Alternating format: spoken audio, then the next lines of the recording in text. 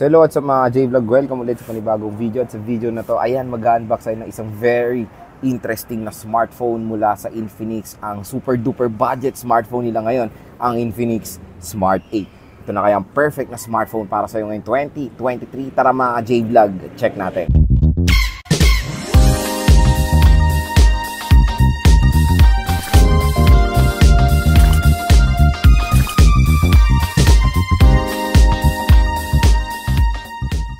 So yan, magpapasko na mga J-Vlog. Nakakatuwa itong si Infinix 1111 ngayon, 1212 din.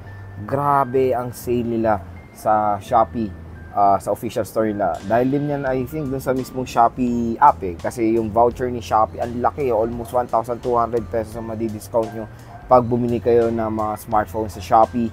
Hindi lang Infinix mga J-Vlog, Tecno, Itel, Samsung, Xiaomi at iba pa. Basta meron kayong bigating voucher, okay na okay. All goods po yan magamit sa Shopee app. Yun. Pero itong Infinix Smart 8, sorry, matagal ko na to nabili nung 1111 pa, isang buwan na. Pero ngayon ko lang siya na-unbox. Sorry naman, medyo busy tayo. Pero yun, nagkakaroon naman na tayo ng time to unbox, review ulit sa ating channel. And yun, marami tayong parating ng mga review units. So stay tuned lang mga J-Vlog. Syempre yung mga budget smartphone ni Tecno ay ano natin yan lahat yan, i-review natin. Ito mo tayo kay Infinix Smart 8. Napaka-solid mga J-Vlog. Then nabili ko to sa official store ni Infinix sa Shopee. Nung 1111, I think nasa 3K lang. Ito yung 4GB RAM and 128GB ang internal storage na smartphone nila. So ang official price na ito mga J-Vlog is 3,699 pesos or almost 3,700. So yun, mura ko lang to nakuha. Hindi, 3,000 kasi meron pang add yun, yung protection ba yun. Pero yung nakuha ko to sa mismong sale talaga nila, 2,700 lang mga J-Vlog, less 1,000 plus nga ang nakuha natin dito sa Infinix Smart 8. 2,700, 2,600, I don't know, basta yun. Basta 2 plus lang nakuha natin tong Infinix Smart 8. Napakamura po mga J-Vlog. Meron na tong 4GB 128. Pero kahit sa SRP na ito na 3,700 pesos, napakasulit pa rin itong Infinix Smart 8. So yun, malapit na mag 12-12. Abangan nyo to ulit, magsisil to. Hanggang ngayon ongoing rin yung Tecno. So meron pa rin namang voucher ang Shopee dyan. So kung interesado kayo dito, huwag kayo mag-alala, ilalagay ko agad yung link na ito sa description para makapag-purchase kayo nitong Infinix Smart 8. So yun nga mga J-Vlog, napakamura, very good deal na ito. At meron na tong sabi nilang magic, ano ba yan? Yung magic lock ba yan? Yung parang magiging notch display. Ewan, makikita nyo na lang sa full review. And of course, yung flash din ito kakaiba dahil circular na parang ring light na siya. And ang maganda dito mga J-Vlog, upgraded yung chipset niya compare sa Smart 7. Dahil ito is Unisoc Tiger T606. Dahil ang focus nyo rin dito kasi is yung kanyang GPU which is a Mali G57. So yung Mali G57 sa mga hindi nakakalam ay perfect na GPU yan when it comes sa gaming. So nakapaglaro na ako ng few games dito, trinay ko siya.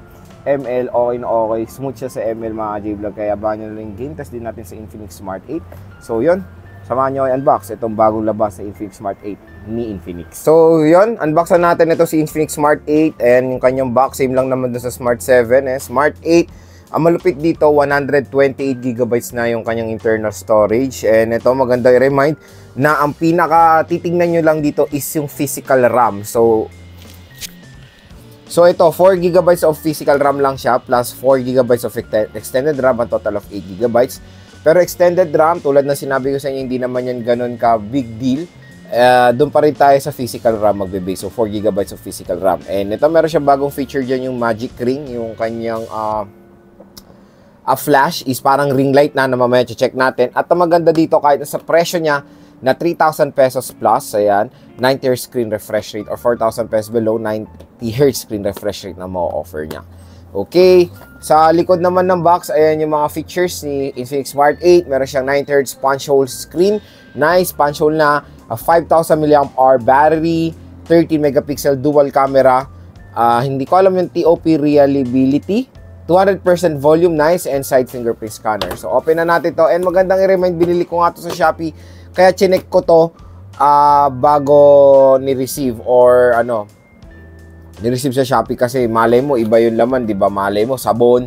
Kaya maganda na ring tinitingnan natin. At video ko, yun. Pag bibili kayo sa Shopee, ng mga smartphone, magandang i-video nyo muna bago nyo buksan para as if proof kung iba yung laman. So, open na natin si Infinix Smart 8. So, yan bubungad sa atin is of course yung smartphone. Ayan, Smart 8, 90Hz screen refresh rate with punch hole display.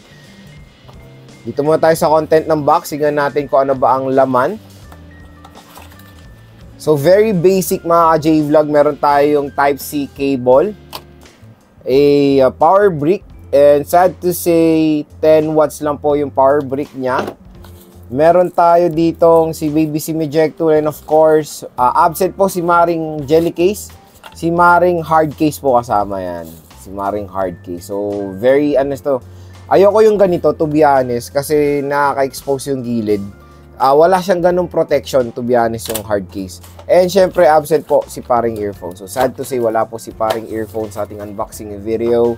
So, next, dito na tayo sa main event, yung smartphone. Focusan na natin to. So, ito na ang Infinix Smart 8. Alisin na natin siya sa kanyang plastic. So, tingnan natin yung color ni Infinix Smart 8 in crystal green. So, in 3, 2, 1. Bebem! So, yun. Nice. Maganda naman. Pero, ito na yung umuuso talaga, to be honest, sa style ng camera module. Yung tatlong ganyan, yung mukhang iPhone.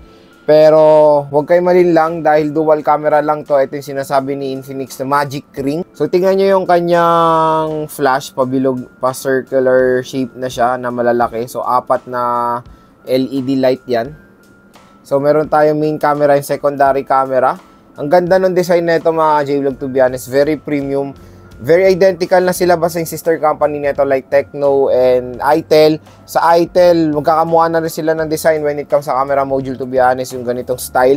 Pati yung Tecno Spark Go 2024, ganito na rin yung itsura. Magagawa po ng mga phone comparison yan later on.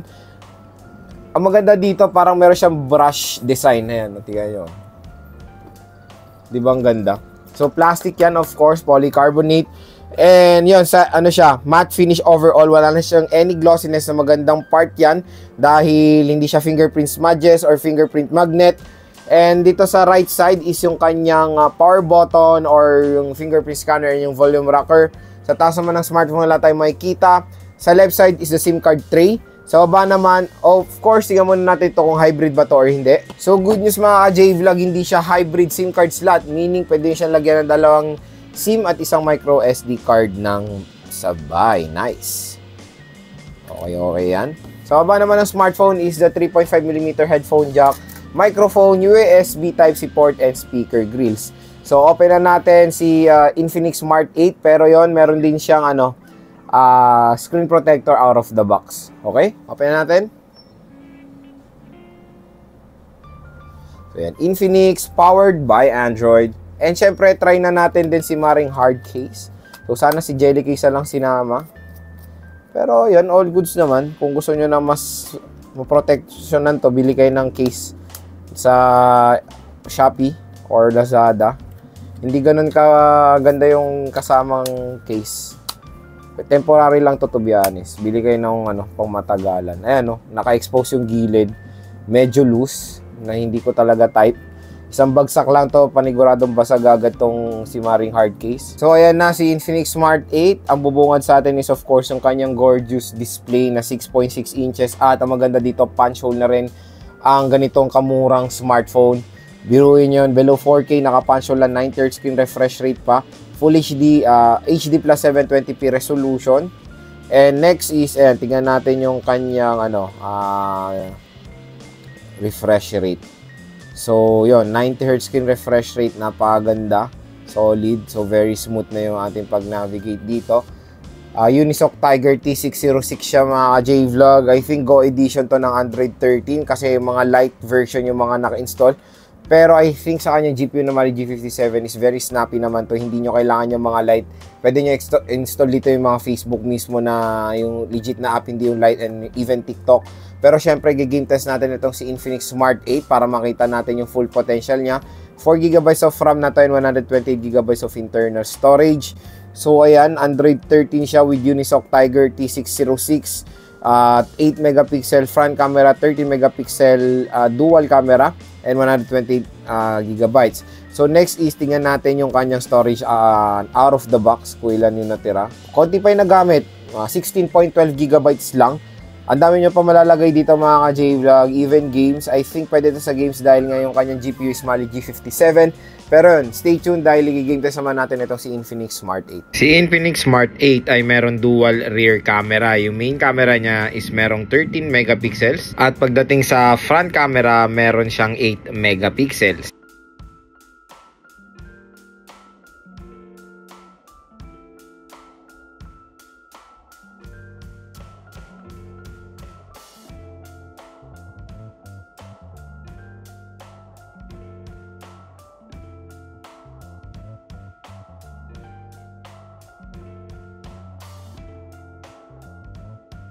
Sa screen naman, si Infinix Smart 8 ay merong 6.6 inches IPS LCD display na merong resolution na HD Plus 720 by 1612 pixels na merong 267 pixels per inch. Meron siyang support niyang 9/3 screen refresh rate at naka-punch hole display siya. So as a man out of the box, naka Android 13 siya with Android 13 Go edition. Sa chipset, meron siya Unisoc Tiger T606. Meron siyang octa-core CPU na merong clock speed na up to 1.6 GHz, and sa GPU meron siyang Mali G57. Pagdating naman sa battery, meron tayong 5,000 mAh non-removable battery na support lang ang 10 watt charging rate. So next one mga ka-J-Vlog, gusto ko i-share sa inyo yung mga nagustuhan kong features agad dito sa Infinix Smart 8 nung nagamit ko to for the first time. Number one, of course, sa kanyang display. So yung display nga nito ay all goods na, kung makikita nyo naman. Ang maganda dito, sa presyo niya na below 4K, na-achieve na ni Infinix ang punch hole display. So nakakatuwa na alis na totally ang notch display sa mga Infinix and Tecno. So nilagyan na nila to ng punch hole na ito yung modern design sa mga screen ng smartphones today. And ang maganda rin dito, kahit na napaka-affordable or budget-friendly lang nitong Infinix Smart 8, is nalagyan pa rin nila to ng 9/3 screen refresh rate for smoother animation. So nakakatuwa din na yung 9/3 screen refresh rate ay nagiging normal na including budget smartphones like Infinix and Tecno. So yun, when it comes to display, paniguradong smooth naman siya dahil sa kanyang 9/3 screen refresh rate. Ang laki rin ang display niya, 6.6 inches. Number 2, of course, sa kanyang chipset. So yun, buti na lang, di ba, na in-upgrade naman or nilagyan ni Infinix ng twist ngayon ng Infinix Smart 8 compare sa kanyang predecessor. So the Infinix Smart 8 equipped siya ng Unisoc Tiger T606 with Mali G57 na GPU. So yung chipset na yan ay basta Tiger series mga ka-J-Vlog ay all goods yan dahil yung GPU ng mga Tiger series is Mali G57. Yung G57, sa mga hindi nakakalam, napaka-solid ng GPU na yan for gaming, lalo na sa mga entry-level smartphones ngayong 2023. Including kahit na sa upcoming 2024, okay pa rin yung G57 na GPU. Nakapaglaro na ako ng mga few games dito, like ML, COD. Napaka-smooth mag-ML dito mga J-Vlog sa Infinix Smart 8. Kaya abangan nyo na lang yung full review ko. Dahil doon natin i-test yung full potential na itong smartphone na to. Number 3 sa kanyang internal storage, which is 128GB. So nakakatuwa rin na kahit sa ganitong napakamurang smartphone na almost 3.7 ay grabe, mura na lang ang available storage, 128GB. So quick reminder lang, dalawang variants na ito, 3GB 128 and 4GB 128. So yung 3GB 128 I think nasa almost 3,200 pesos lang, yung napakamura. Pero konting hundreds lang, go for the 4GB 128 para mas yung RAM niya sulit. And quick reminder lang, nakikita niyo yung sinusulat ni Infinix dito na 8GB RAM. Ano lang yan, I think marketing getup yan dahil sinasabi nga nila 4GB of extended RAM, a total of 8GB of RAM. Pero ito magandang i-remind po sa inyong lahat, pag bibili pa rin ng smartphone, ang titingnan nyo lang is yung physical RAM. Disregard the extended RAM dahil I think marketing getup lang yan, hindi naman siya ganun ka-big help including sa games. I think multitasking, meron siya may tutulong, pero when it comes sa overall performance ng smartphone, hindi ganun ka-big help yung extended RAM. So yon, ang parating nyo pa rin titignan when buying a smartphone is the physical RAM. Number 4, of course, the design. So ito na yung nauusong design ng mga smartphones today, yung ganyan design na mukhang iPhone, di ba? So lang to, dual camera lang siya. Ito ay flash lang yan, so magandang i-remind. And meron siyang meron siyang 13 megapixel camera, and okay naman, nakita niyo yung mga photo sample sa kanyang presyo na almost 3.7. I think mabibigyan niya naman ng justice yung photo quality ng Infinix Smart 8. And of course, ang pinakala sa battery. So ang maganda rin dito, 5,000 mAh sa napakamurang smartphone. Yes, matagal siya malobat mga J-Vlog, to be honest. Few weeks ko na nagamit itong Infinix Smart 8. At ang makakatuwa is Type-C na siya, pero nakakalungkot is support niya lang is 10 watt charging rate. So hindi siya fast charging. Sayang, di ba? Kasi parang nilimit or hindi nila naggamit yung full potential ng USB Type-C. Sana ginawa na lang ito 18 watt fast charging para naman magamit natin yung full potential ng Type-C. Kasi Type-C nga siya, 10 watt, I think mabagal po yan. And mga J-Vlog, yung unboxing and hands-on natin dito sa Infinix Smart 8. Abangan nyo lang po yung full review and game test ko dito sa napakalupit na smartphone na to. So kung interesado rin kayo dito, ayan, malapit na mag-12 ay i-add to cart nyo na itong Infinix Smart 8. I think nasa 2,000 pesos plus na lang ulit itong smartphone na to sa 12. So yun, click nyo na po yung link na ito sa description.